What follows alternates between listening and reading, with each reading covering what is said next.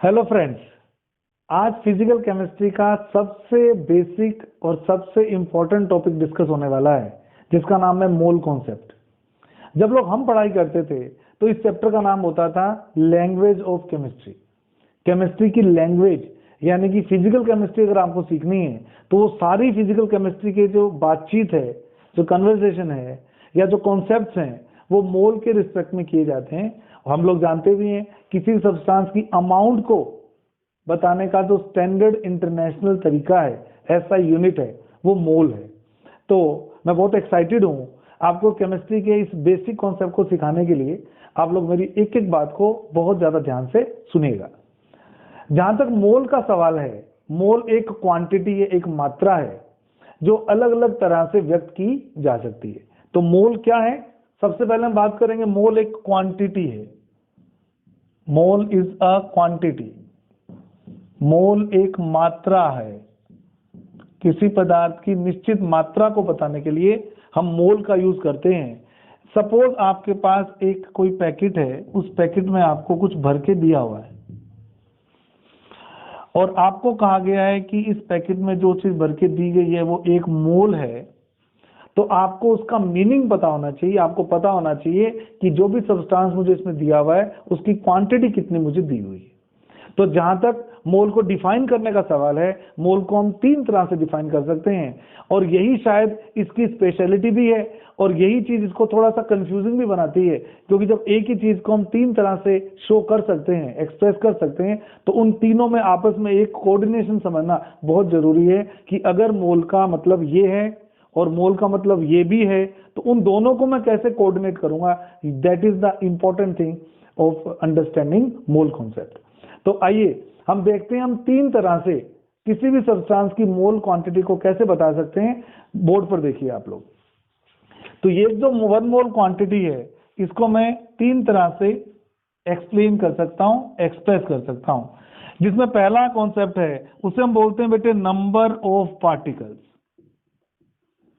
जो पहला कॉन्सेप्ट है उसे बोलते हैं नंबर ऑफ पार्टिकल्स। पार्टिकल्स का जहां तक मेरा सवाल है, इसमें कुछ भी आ सकता है जिसको आप काउंट कर सकते हो। इसमें एटम्स आ सकते हैं, पार्टिकल्स में मॉलिक्यूल्स आ सकते हैं, इसमें आयंस आ सकते हैं, इसमें दुनिया की कोई भी चीज आ सकती है जिसको आप काउंट कर सकते हो। इसमें जो डस्टर में है वो यूज आ सकते हैं, इसमें पेन आ सकते हैं, इसमें पेंसिल्स आ सकती हैं, कुछ भी।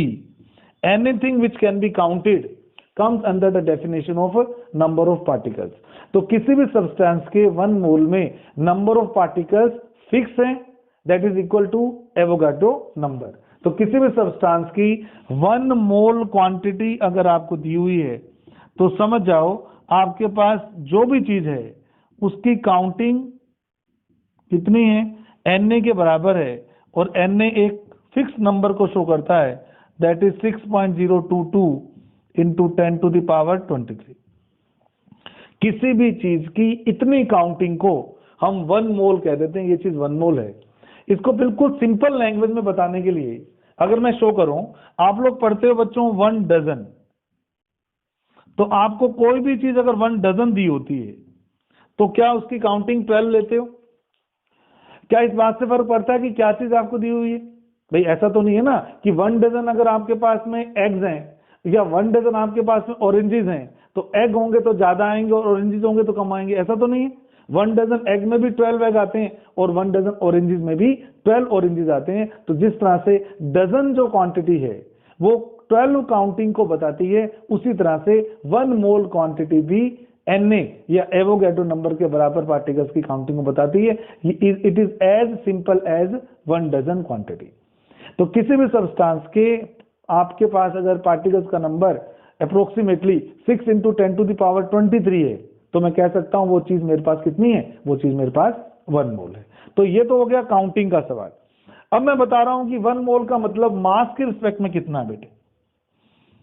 आपको काउंटिंग तो मैंने बता दी, अब मैं आपको बताना चाहता हूं कि मास के रिस्पेक्ट में 1 मोल का मीनिंग क्या है वही 1 मोल क्वांटिटी, अलग अलग तरह से हम इसको डिफाइन कर रहे हैं। किसी भी केमिकल के, पहली बात तो ये डिफरेंस देख लेना, यहां पर केमिकल्स भी आ रहे थे और नॉन केमिकल्स भी आ रहे थे। लेकिन जो सेकंड कॉन्सेप्ट है इसमें केवल आपको क्या यूज करने हैं, केमिकल्स यूज करने हैं। तो क्या मैं बोल रहा हूं, किसी भी केमिकल की 1 मोल क्वांटिटी उसके ग्राम फॉर्मूला मास के बराबर होती है। मान लीजिए मेरे पास है कोई मॉलिक्यूल, मान लीजिए मेरे पास है CO2 मॉलिक्यूल्स। मॉलिक्यूल के लिए हम जनरली कौन सा टर्म यूज करते हैं बेटे, GMM, ग्राम मोलिकुलर मास। और आप लोग सब जानते हो CO2 का ग्राम मोलिकुलर मास कितना होता है, 44 ग्राम। क्या होता है GMM, किसी भी मॉलिक्यूल के सभी एटम्स के ग्राम एटॉमिक मास के सम को हम ग्राम मोलिकुलर मास कहते हैं। CO2 में 3 एटम है, 1 कार्बन 2 ऑक्सीजन। 1 कार्बन का ग्राम एटॉमिक मास होता है 12 ग्राम और 2 ऑक्सीजन का होता है 32 ग्राम। तो इसको अगर आप सम करेंगे तो CO2 मॉलिक्यूल का जो ग्राम मोलिकुलर मास लिया जाता है वो लिया जाता है 44 ग्राम। किसी भी केमिकल के 1 मोल क्वांटिटी में कितना वजन आएगा वो मैं बताना चाह रहा हूं। उतना ही वजन आएगा जितना उस केमिकल का ग्राम फॉर्मूला मास या सिंपल लैंग्वेज में ग्राम मोलिकुलर मास हो। तो इसका सीधा सा मतलब ये हुआ कि अगर आपका सैंपल बड़े साइज के मॉलिक्यूल से मिलकर बना हुआ है तो उसका मास भी ज्यादा आएगा, तो उसकी 1 मोल की क्वांटिटी भी ज्यादा ग्राम की बनेगी। और अगर आपके मॉलिक्यूल्स छोटे हैं तो उनका मास भी कम होगा, तो उसकी 1 मोल क्वांटिटी में जो मास आएगा वो भी कम आएगा। एग्जाम्पल के तौर पर मान लीजिए मैंने कई सारे केमिकल्स लिए, मान लीजिए मेरे पास कई सारे केमिकल्स हैं 1 मोल ही, मेरे पास 1 मोल कई सारे केमिकल्स हैं। एग्जाम्पल के तौर पर मान लीजिए मेरे पास 1 मोल हाइड्रोजन गैस है, या मेरे पास 1 मोल CO2 गैस है, या 1 मोल मेरे पास आयरन है, या 1 मोल मेरे पास वाटर है, या 1 मोल मेरे पास सोडियम है, या 1 मोल मेरे पास मैग्नीशियम आयंस हैं, या 1 मोल मेरे पास यूरिया है, या 1 मोल मेरे पास यूरिया है। मेरे पास 1 मोल ये सब सैंपल्स है। बस याद रखना इन सबकी अमाउंट जो है वो मुझे दे रखी है 1 मोल। एक और ले जाता हूं एरो ऊपर यूरिया की तरफ। किसी भी केमिकल के 1 मोल में जो मास आता है वो उसके ग्राम फॉर्मूला मास के बराबर होता है। मॉलिक्यूल के केस में हम GMM कह देते हैं, आयन के केस में हम GIM ग्राम आयन मास बोल देते हैं। तो क्या H2 का ग्राम मोलिकुलर मास कितना है बेटे, 2 ग्राम। CO2 का ग्राम मोलिकुलर मास कितना है, 44 ग्राम। आयरन का ग्राम एटॉमिक मास कितना है, 56 ग्राम। वाटर का ग्राम मोलिकुलर मास कितना है, 18 ग्राम। सोडियम का ग्राम एटॉमिक मास कितना है, 23 ग्राम। मैग्नीशियम का ग्राम आयन मास कितना है, 24 ग्राम। और यूरिया का ग्राम मोलिकुलर मास है 60 ग्राम। ये कैसे निकालने हैं, मैंने इनके मोलिकुलर मास को सम करके निकाले हैं। तो मैंने क्या बोला, किसी भी केमिकल की 1 मोल क्वांटिटी में जो वजन आएगा, जो मास आएगा, वो उसी केमिकल के ग्राम मोलिकुलर मास के बराबर होगा। जैसे अगर कोई मुझे कहे कि इन सबके 1 मोल के पैकेट मुझे दिए हुए ये वाले, तो सबसे हल्का पैकेट किसका बनेगा 1 मोल का, H2 गैस का, क्योंकि इसका GMM कम है। और इन सब में सबसे हैवी पैकेट किसका बनेगा, हैवी पैकेट बनेगा यूरिया का, तो उसका GMM क्या है, सबसे ज्यादा है 60 ग्राम। यानी कि 1 मोल क्वांटिटी में जो काउंटिंग ऑफ पार्टिकल्स आती हैं या काउंटिंग ऑफ मॉलिक्यूल्स आते हैं वो तो सबके लिए सेम है Na के बराबर, लेकिन जो मास आता है वो सबके लिए अलग अलग आता है। जिस केमिकल का GMM ज्यादा होगा उसकी 1 मोल क्वांटिटी ज्यादा मास की बनेगी, और जिसका GMM कम होगा उसकी 1 मोल की क्वांटिटी कम मास की बनेगी। तो याद रखना 1 मोल क्वांटिटी में काउंटिंग तो फिक्स है लेकिन मास फिक्स नहीं है। अलग अलग मॉलिक्यूल्स के GMM अलग अलग होने के कारण उसके 1 मोल में जो मासेस आते हैं वो भी क्या आते हैं, अलग अलग आते हैं। यानी कि अगर आपको मैं शॉर्ट में बताऊं कि हाइड्रोजन का जो 1 मोल का पैकेट है वो बस 2 ग्राम का, ये देखो। और अगर मैं यहां पे ले लूं यूरिया का, तो यूरिया का जो 1 मोल का पैकेट है वो 60 ग्राम का है। ध्यान दीजिएगा, ये यूरिया का 1 मोल का पैकेट है, और ये H2 गैस का 1 मोल का पैकेट है। इसका वजन 2 ग्राम है, इसका वजन 60 ग्राम है। फिर भी क्योंकि मैंने बोला है कि ये 1 मोल क्वांटिटी है, तो चाहे आप काउंट करोगे तो इसमें भी हाइड्रोजन के एवोगाड्रो नंबर के बराबर मॉलिक्यूल्स आएंगे, और इस सैंपल में भी यूरिया के एवोगाड्रो नंबर के बराबर मॉलिक्यूल्स आएंगे। यानी कि 1 मोल क्वांटिटी में काउंटिंग ऑफ मॉलिक्यूल्स तो सेम आती है अगर दोनों के 1 मोल है तो, लेकिन मास जिसका जीएमएम कम है उसके 1 मोल में मास कम होते हैं, और जिसका जीएमएम ज्यादा होता है उसके 1 मोल में मास ज्यादा होता है। बच्चे कई बार हमको पूछते हैं, बोलते हैं कि सर इनको कोरिलेट करके बताओ ऐसा क्यों है। तो मैं स्टूडेंट्स को एक एग्जांपल देता हूं। सपोज मेरे पास 3 पैकेट्स हैं 1 डजन बॉल्स के। पहले पैकेट में मेरे पास 1 डजन टेबल टेनिस की बॉल्स हैं, छोटे वाली। सेकंड पैकेट में मेरे पास 1 डजन लॉन टेनिस की बॉल्स है, ग्रीन कोस्को वाली बॉल्स। और थर्ड पैकेट में मेरे पास 1 डजन लेदर बॉल्स हैं। 3 पैकेट मेरे सामने रखे हुए टेबल के ऊपर। तो क्या मैं ठीक कह रहा हूं? क्योंकि तीनों ही पैकेट 1 डजन के हैं, तो तीनों ही पैकेट्स में बॉल्स का नंबर तो सेम ही रहेगा, 12, 12 और 12। लेकिन क्या तीनों पैकेट्स का मास भी सेम होगा क्या? बिल्कुल नहीं। सबसे लाइट होगा टेबल टेनिस की बॉल्स का पैकेट, उससे हैवी होगा कोस्को बॉल्स का पैकेट, और सबसे हैवी कौन सा होगा? लेदर की बॉल का पैकेट। यानी कि बस वैसे ही जिस तरह से 1 डजन जो क्वांटिटी है वो काउंटिंग के लिए तो सबके लिए 12 है, पर वजन में 1 डजन सबके लिए सेम नहीं हो सकती। अगर मैं सब्जी वाले से बोलूं कि मुझे 1 डजन लेमन दे दो, और फिर बोलूं 1 डजन एप्पल्स दे दो, फिर मैं बोलूं 1 डजन वाटरमेलन दे दो, क्या तीनों में काउंटिंग 12 12 12 आएगी? क्या तीनों का वजन भी सेम होगा क्या? नहीं।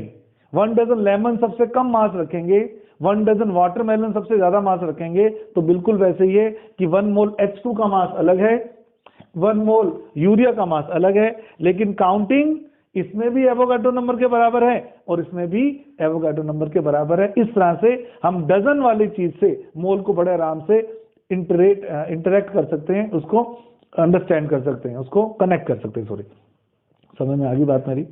ये तो बात होगी 2। अब तीसरी बात मैं बता रहा हूं, तीसरी डेफिनेशन। अगर आपको दे रखी है सैंपल गैस, पहली बात तो, और गैस में भी गैस कौन सी कंडीशन पे होनी चाहिए बच्चे? एसटीपी पर, मानक तापवेदा पर, जिसमें आपको टेम्परेचर फिक्स लेना है। या तो बोल दो 0 डिग्री सेंटीग्रेड, या बोल दो 273 केल्विन, और प्रेशर भी आपको फिक्स लेना है, दैट इज 1 atm, अप्रोक्सीमेटली 1 बार के बराबर होता है।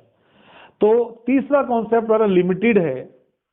सबसे बड़ा कॉन्सेप्ट था ये वाला, क्योंकि इसमें केमिकल्स भी आ रहे थे और नॉन केमिकल्स भी आ रहे थे। ये थोड़ा सा लिमिटेड हो गया, इसमें केमिकल्स आ सकते हैं, नॉन केमिकल्स के लिए कोई जगह नहीं है। ये और भी लिमिटेड हो गया। केमिकल्स में भी इसमें केवल एक ही फिजिकल स्टेट आ सकती है, दैट इज गैस। आपने नोटिस किया मास वाले कॉन्सेप्ट में तो एटम भी आ रहे थे, आयंस भी आ रहे थे, और मोलिक्यूल्स भी आ रहे थे। और आपने ये भी नोटिस किया क्या, सारी फिजिकल स्टेट ली है मैंने इसके अंदर। मैंने इसमें सॉलिड भी लिया है आयरन, मैंने इसमें लिक्विड भी लिया है वाटर, और मैंने इसमें गैस भी लिया है CO2 H2। तो यानी कि मास वाला जो कॉन्सेप्ट है वो केवल केमिकल्स में लगता है, लेकिन केमिकल की तीनों स्टेज में लगता है, सॉलिड में, लिक्विड में, गैस में। लेकिन जो तीसरा कॉन्सेप्ट मैं बता रहा हूं आपको, यहाँ गैस नहीं लिखना चाहिए मुझे, यहाँ मुझे वॉल्यूम लिखना चाहिए। ये जो तीसरा कॉन्सेप्ट मैं आपको बता रहा हूँ वॉल्यूम वाला, वो केवल गैस के लिए एप्लीकेबल है। और दूसरा एक और कंडीशन है, वो गैस एसटीपी पर होनी चाहिए, नहीं तो ये कॉन्सेप्ट नहीं लगता है। अब मैं आपको 1 मोल क्वांटिटी का मतलब गैस के एसटीपी वॉल्यूम के रिस्पेक्ट में बता रहा हूं। मैंने आपको 2 तरह से मोल एक्सप्लेन किया। काउंटिंग की फॉर्म में मोल का क्या मतलब होता है? किसी भी पैकेट में अगर एवोगाड्रो नंबर के बराबर पार्टिकल्स हैं तो 1 मोल क्वांटिटी होती है। मास के रिस्पेक्ट में मैंने क्लियर किया, अगर किसी केमिकल का मास उसके जीएमएम के बराबर ले लिया आपने पैकेट के अंदर, तो मैं कह दूंगा उसका 1 मोल है। अब मैं जरा गैस के वॉल्यूम से मोल को रिलेट कर रहा हूं। किसी भी गैस की 1 मोल क्वांटिटी उसके एसटीपी पर 22.4 लीटर वॉल्यूम के बराबर होती है। ध्यान से सुनिएगा, ये बहुत इंटरेस्टिंग है। आप लोगों ने शायद एक इक्वेशन सुनी हुई होगी, इसको बोलते हैं हम ideal gas equation, that is called as PV = nRT। नहीं सुनी हुई तो अभी सुन लो। इस इक्वेशन से गैस की प्रॉपर्टीज के बारे में हम बहुत चीजें बता सकते हैं, जहां P है प्रेशर, V है वॉल्यूम, N है इस गैस के नंबर ऑफ मोल्स जो मुझे निकालने हैं, R गैस कांस्टेंट है और T टेम्परेचर है। जहां तक मोल्स को निकालने का सवाल है, अगर मैं कर दूं इस इक्वेशन में 1 मोल, क्योंकि मुझे किसको एक्सप्लेन करना है बेटे? 1 मोल क्वांटिटी को करना है। तो उस केस में क्या हो जाएगा? PV = RT। और STP पर टेम्परेचर भी फिक्स है और प्रेशर भी फिक्स है, और ये तो वैसे फिक्स होता है, इसको बोलते हैं गैस कांस्टेंट। इसकी वैल्यू आपने बुक्स वगैरह में पढ़ी होगी, 0.082 लीटर एटमॉस्फेयर पर मोल केल्विन। आपको तो फिलहाल वैल्यू से मतलब है 0.082। तो इस इक्वेशन में 4 मेंबर्स हैं, इन 4 मेंबर्स में 3 तो मैंने फिक्स कर दिए, P भी फिक्स कर दिया, R फिक्स ऑलरेडी है और P भी फिक्स कर दिया। तो 4 में से जब 3 फिक्स हो जाएंगे तो चौथा भी फिक्स हो जाएगा, दैट इज वॉल्यूम। तो अगर मैं 1 मोल गैस का एसटीपी पर वॉल्यूम निकालूं कितना आता है, तो R की वैल्यू है 0.082, टेम्परेचर है 273 और प्रेशर है 1 atm। तो ये जो वॉल्यूम आता है ये अप्रोक्सीमेटली 22.4 लीटर आता है। दोबारा से सुनिए, ये कॉन्सेप्ट थोड़ा सा लंबा है। अगर मुझे 1 मोल गैस को एक्सप्लेन करना है, अगर मुझे 1 मोल गैस को एक्सप्लेन करना है, तो मैंने क्या बोला कि आइडियल गैस इक्वेशन में PV = nRT में अगर 1 मोल गैस लेनी है तो N = 1 पुट कर दिया, और STP कंडीशन पर टेम्परेचर और प्रेशर फिक्स हो गए तो वॉल्यूम भी फिक्स होगा। यानी कि क्या मैं ठीक कह रहा हूं, अगर मैं STP कंडीशन पे 1 मोल गैस ले लूं तो उसका वॉल्यूम फिक्स होगा। दोबारा से, अगर मैं STP पर 1 मोल गैस ले लूं तो उसका वॉल्यूम भी क्या होगा, फिक्स होगा। और जब मैंने इसको चेक किया न्यूमेरिकली तो ये वॉल्यूम आया 22.4 लीटर। क्या मैं कह सकता हूं कि अगर मैं गैस को 1 atm प्रेशर पर रखूं, 0 डिग्री सेंटीग्रेड टेम्परेचर पर रखूं, तो हर गैस का 1 मोल एक फिक्स वॉल्यूम ऑक्यूपाई करेगा, उस वॉल्यूम का वैल्यू है 22.4 लीटर। तो किसी भी गैस की वो क्वांटिटी जो STP कंडीशन पर 22.4 लीटर वॉल्यूम ऑक्यूपाई करेगी, उस क्वांटिटी को 1 मोल गैस कह सकता हूं। या उल्टा बोल दो, अगर STP पर मैंने 1 मोल गैस ली हुई है तो वो फिक्स वॉल्यूम ऑक्यूपाई करेगी, दैट वॉल्यूम इज 22.4 लीटर। तो इस तरह से हम मोल को 3 अलग अलग एस्पेक्ट के थ्रू समझ सकते हैं। अपने दिमाग में एकदम क्लियर कर लो। जैसे ही आपको कोई बोले कि 1 मोल क्वांटिटी, तो आपके दिमाग में 3 बल्ब एक साथ जलने चाहिए। आपको पता लगना चाहिए, अगर आपके पास वो गैस है और 1 मोल क्वांटिटी है, तो आपको पता लगना चाहिए पहली बात कि इस क्वांटिटी में, इस गैस में जो नंबर ऑफ मॉलिक्यूल्स आएंगे वो एवोगाड्रो नंबर के बराबर आएंगे। दूसरी बात, इस क्वांटिटी का जो मास आएगा वो उस गैस के GMM के बराबर होगा। और तीसरी सबसे इंपॉर्टेंट बात, इस गैस का STP कंडीशन पर जो वॉल्यूम आएगा वो फिक्स होगा, that is equal to 22.4 litres. तो by this way we can correlate the aspect of mole in 3 different types: number of particles, mass as well as volume of gas occupied. अब अगर मैं ये तीनों आपको समझा पाया हूं तो मैं डेफिनेशन दे रहा हूं 1 मोल क्वांटिटी की। The quantity of substance which contains particles equal to Avogadro number is called as 1 mole. Second definition, the quantity of substance which contains mass equal to gram molecular mass of that substance is also known as 1 mole. Or third, the quantity of gas which occupies 22.4 liter volume at STP condition is also called as 1 mole. तो 1 mole quantity को बताने के 3 तरीके हैं और मैं आपको तीनों तरीके बताने में शायद सक्सेसफुल रहा हूं। अब थोड़ा सा आगे चलते हैं। आपको अंडरस्टैंडिंग होने के बाद मैं बात करूंगा इनके फॉर्मूलाज की, क्योंकि आपको मोल कॉन्सेप्ट में सबसे ज्यादा न्यूमेरिकल्स ही आएंगे।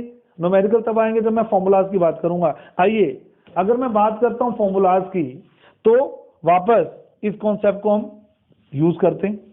अगर मैं फॉर्मूलाज की बात करूंगा तो वापस मैं इस कॉन्सेप्ट को यूज कर रहा हूं, क्योंकि आपको मैंने 1 मोल क्वांटिटी का मतलब बता दिया है। अब आपको न्यूमेरिकल्स करने में कोई नहीं रोक सकता, आप आराम से इसके न्यूमेरिकल सोल्व कर सकते हैं। मेरी बात ध्यान से सुनिएगा, आप लोग मेरी बात ध्यान से सुनिएगा। चलिए, अगर मैं मोल्स का नंबर निकालना चाहूं कि किसी क्वांटिटी, कोई क्वांटिटी मुझे दी हुई है और मुझसे पूछा गया है कि इसके अंदर कितने मोल आएंगे, तो उसके बारे में बात करते हैं। थोड़ी सी कॉन्सेप्ट सीखने के बाद आपको क्वेश्चन आएंगे मोल का नंबर निकालने वाले। तो क्या मैं ठीक कह रहा हूं, ध्यान से सुनिएगा। मैंने भी आपको बोला कि 1 मोल सब्सटेंस में जो पार्टिकल्स आते हैं वो एवोगाड्रो नंबर के बराबर आते हैं। मान लो मेरे पास एक ऐसी क्वांटिटी है जिसके अंदर number of molecules Avogadro number के बराबर है, मैं क्या बोलूंगा, 1 मोल क्वांटिटी। मान लो मेरे पास कोई ऐसा पैकेट है जिसमें काउंटिंग ऑफ पार्टिकल्स 2 Na के बराबर है, तो वो कितने मोल होगी, 2 मोल हो गई। इसका मतलब ये हुआ कि कभी भी मुझे काउंटिंग दे रखी हो पार्टिकल्स की और मुझे मोल्स का नंबर पूछेगा तो मैं क्या बोलूंगा, मैं बोलूंगा नंबर ऑफ पार्टिकल्स। पार्टिकल्स के अंदर मैंने पहले ही बोल दिया सैंपल में जो भी प्रेजेंट है वो आएगा। एटम भी आ सकते हैं, मॉलिक्यूल्स भी आ सकते हैं।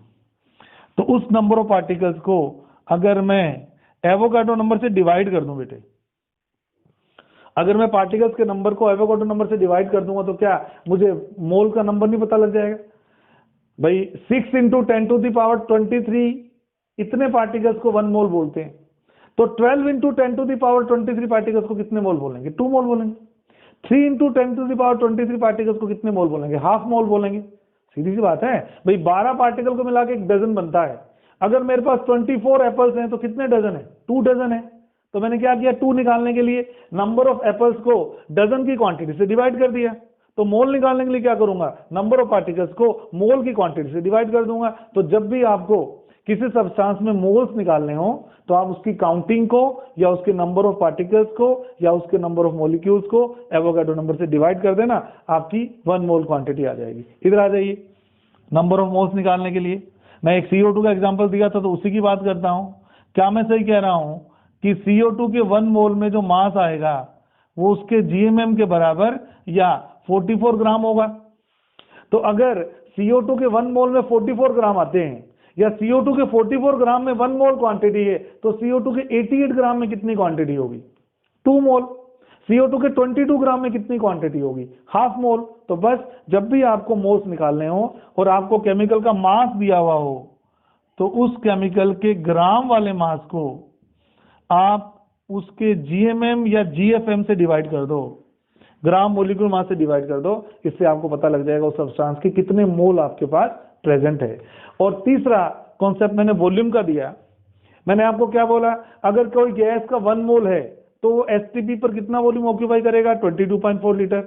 अगर किसी गैस ने STP पर 22.4 लीटर के बजाय 224 लीटर ऑक्यूपाई कर लिया तो कितने मोल्स होंगे? 10 मोल्स होंगे।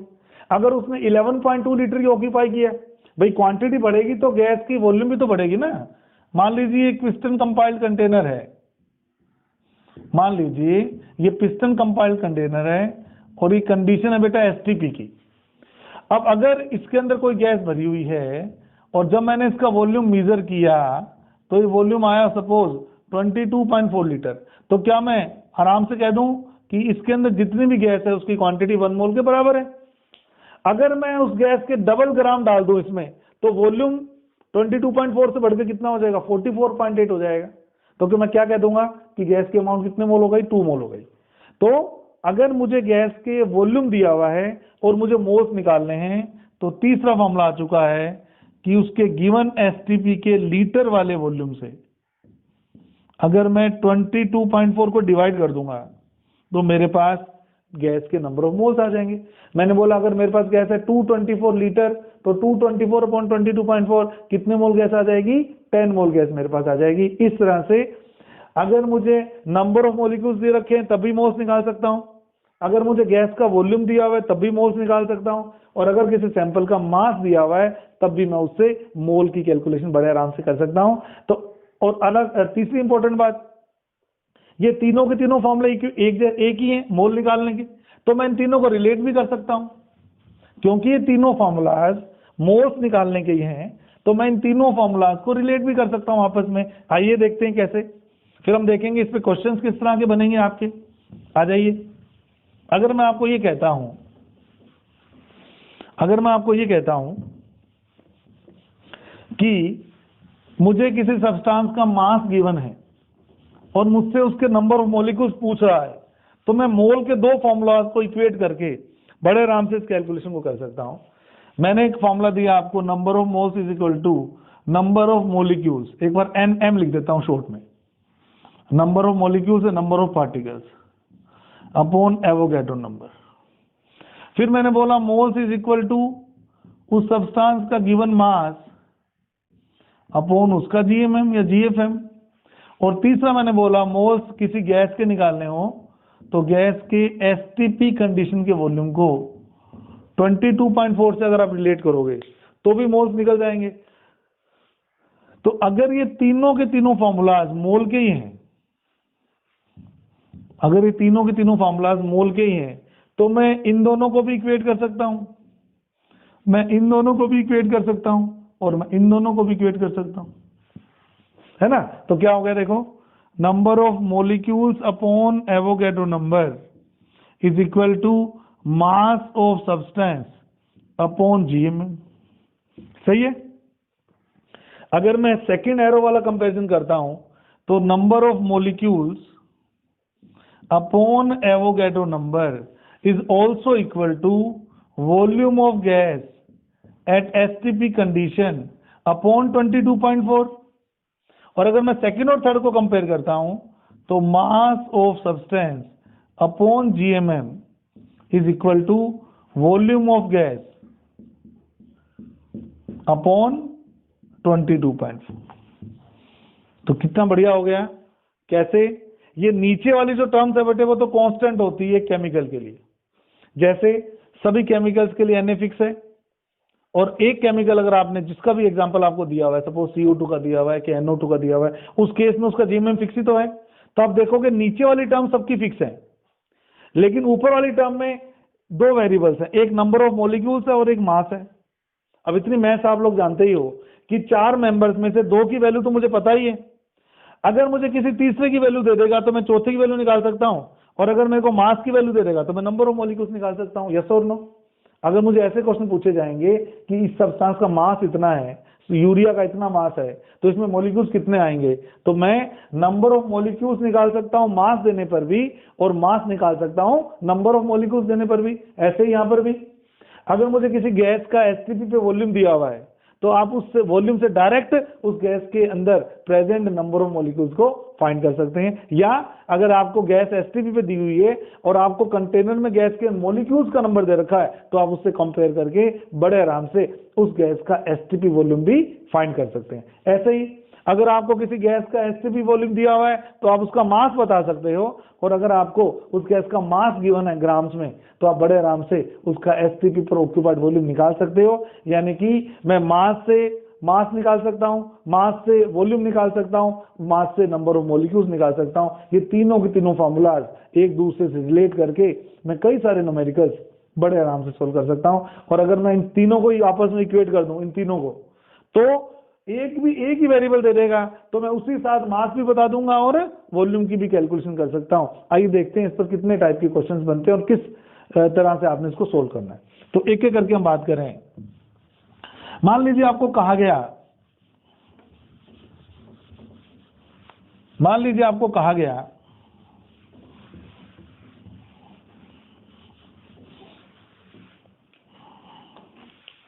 पहला क्वेश्चन अगर हम डिस्कस करें, how many molecules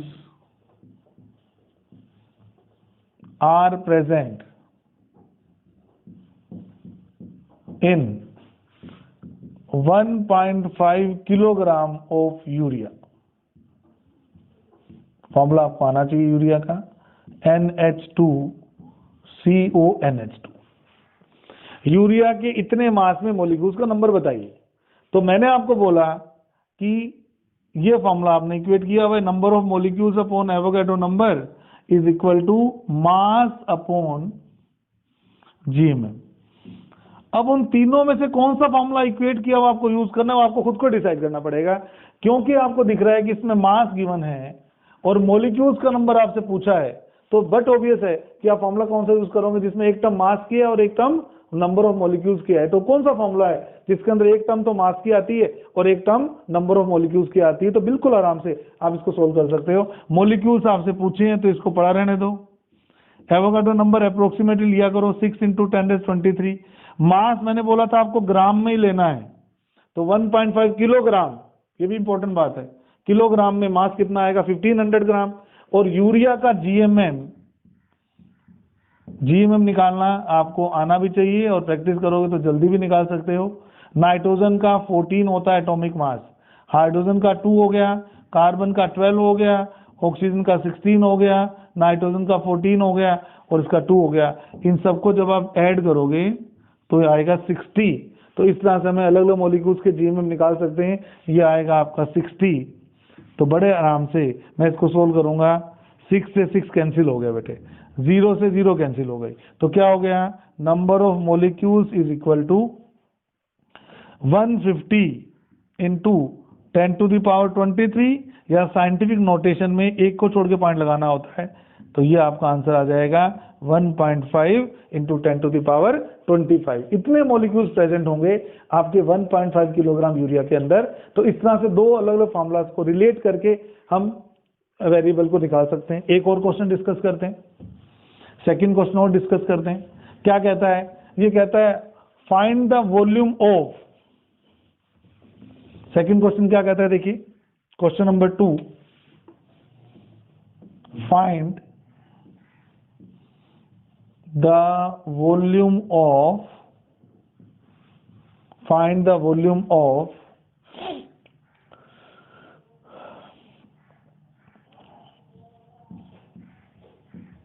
11 milligram of CO2 gas at STP condition. अब आपको कौन सा फॉर्मूला यूज करना है, इसको क्लिक करो। एक तो वॉल्यूम आपसे पूछा है और मास आपको दे रखा है। वो कौन सा फॉर्मूला है जिसमें मैंने मास को गैस के वॉल्यूम से रिलेट किया था? लिख लीजिए, mass upon GMM is equal to volume of gas at STP condition in litres divided by 22.4। अब मास आपको दिया बेटा मिलीग्राम्स में, मैंने कहा था मास किसमें लेना है? ग्राम में। तो 1 मिलीग्राम में कितने ग्राम होते हैं? 10⁻³ ग्राम या 1/1000। तो क्या 11 मिलीग्राम में जो ग्राम्स आएंगे वो 11 इंटू 10⁻³ ग्राम होंगे। तो मास में आपको, क्योंकि मास ग्राम में लेना है, तो ये आपको 11 इंटू 10⁻³ लेना है। CO2 का GMM तो पता ही आपको 44 होता है। तो वॉल्यूम ऑफ गैस आपको आ जाएगा लीटर्स में STP पर डिवाइडेड बाय 22.4। तो ये 4 पे जाएगा, 4 को 22.4 से डिवाइड करोगे तो 5.6 आएगा। तो आपका गैस का वॉल्यूम आ जाएगा 5.6 इंटू 10⁻³ लीटर। और अगर आपको मिलीलीटर में कन्वर्ट करना है तो बस 1000 से मल्टीप्लाई करते हैं। तो 1000 से जब मल्टीप्लाई करोगे तो 10⁻³ और 10⁻³ कैंसिल आउट कर जाएंगे, तो आपका आंसर आ जाएगा 5.6 millilitre is the volume of CO2 gas. तो किस तरह से आपने रिलेट करना है मैंने आपको बताया। एक और लास्ट क्वेश्चन जिसमें मैं नंबर ऑफ मॉलिक्यूल्स को गैस के वॉल्यूम के साथ रिलेट करूंगा। क्या कहता है देखिए, how many molecules are present, question number 3, how many molecules are present, how many molecules are present in 5.6 milliliter of SO2 gas at STP condition? How many molecules are present in 5.6 milliliter of SO2 gas at STP condition? तो एक तो आपको volume दिया हुआ है, molecules आपसे पूछे हैं, बस कर लीजिए क्लिक। वो फॉर्मूला लगाइए जिसमें नंबर ऑफ मॉलिक्यूल्स को वॉल्यूम से रिलेट किया हुआ था। तो मैंने क्या बोला था? मैंने बोला था number of molecules upon Avogadro number is equal to volume of gas upon 22.4। But don't forget this volume must be in litres. This mass, number of molecules की तो यूनिट नहीं होती, लेकिन ये लीटर में होना चाहिए। तो नंबर ऑफ मॉलिक्यूल्स तो आपसे पूछे ही हैं। एवोगैड्रो नंबर लिख लीजिए 6 into 10⁻23। Volume of gas millilitre में दिया हुआ बेटे, तो 1 मिलीलीटर में 10⁻³ लीटर्स होते हैं। तो क्या 5.6 मिलीलीटर में 5.6 इंटू 10⁻³ लीटर्स नहीं होंगे क्या? ये जरूरी है, मैंने कहा था लीटर में लेना है। तो क्या हो जाएगा 5.6 इंटू 10⁻³ अपॉन 22.4। ये 4 पे चला गया और 4 को 6 से कट करते हैं तो 1.5 आता है। तो नंबर ऑफ मॉलिक्यूल्स हो जाएंगे, क्रॉस मल्टीप्लाई करोगे तो 1.5 इंटू 10⁻23 इंटू 10⁻³ तो बताने की जरूरत नहीं है, number of molecules must be 1.5 into 10⁻20 molecules. तो अगर आपके पास एसटीपी पर 5.6 मिलीलीटर कोई भी गैस है, आपको मैंने नोटिस करवाया, गैस कोई भी हो, चाहे पोलर हो चाहे नॉन पोलर हो, चाहे वाटर सोल्यूबल हो चाहे इनसोल्यूबल हो, कोई भी गैस हो, आपका एसटीपी वाले कॉन्सेप्ट को बिल्कुल काम करता है। और इस तरह से एक वैल्यू अगर मुझे दे देगा तो मैं बड़े आराम से दूसरी वैल्यू भी निकाल सकता हूं मोल कॉन्सेप्ट के थ्रू। तो इतनी चीजें आपको मोल के तीनों इंटरप्रिटेशन की आनी चाहिए। नंबर ऑफ मॉलिक्यूल्स देके मास निकालना आना चाहिए और मास देके वॉल्यूम निकालना आना चाहिए। ये तीनों के तीनों कॉन्सेप्ट मोल कॉन्सेप्ट के बिल्कुल बेसिक कॉन्सेप्ट्स में आते हैं। अगले वीडियो में मैं आपको इसके आगे की थोड़े से अच्छे लेवल के क्वेश्चन भी बताऊंगा। तब तक आप अपनी पढ़ाई करते रहिए। Thank you so much.